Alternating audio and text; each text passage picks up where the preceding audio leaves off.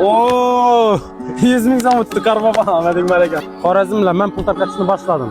Konvertda 2000 dan 100 minggacha bo'lgan pullar bor. Bugungi lokatsiyamiz esa Erchanete. Podpiska bosib qo'shinglardan chiqarmanglar. Men bosib qo'ygan, ishdan bosildi. Madamani.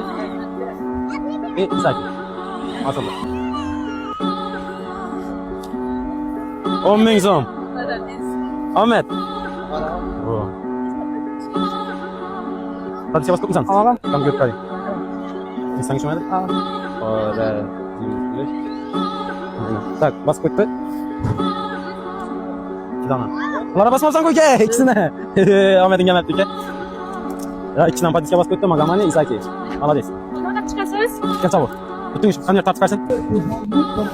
Mana Askan. qarang. Askan. Oo 100 ming so'm.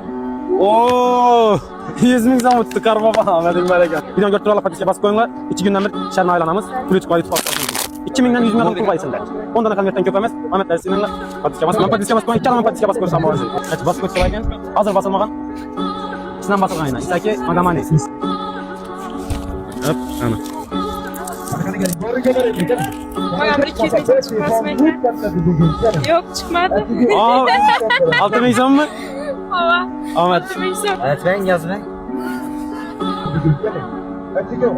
Bunlar evvelden mi? Bunlar Aha, oldu tartın. Açın içini.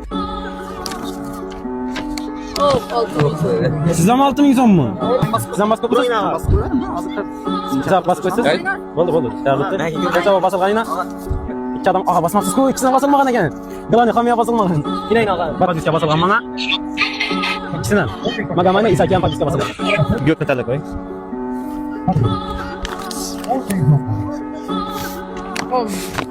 5 ming. 5 ming so'm. Manga basılgan ayna. Gel çabuk. Patiske gel çabuk. Ben bas koygan. İsaki Magamani basılgan ikisine. Tartın. Belki 50 ming çıkışı mümkün. Sizden 5 ming mi?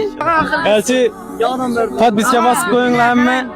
Hamile 2 tane İsaki Magamani. Mana qarang.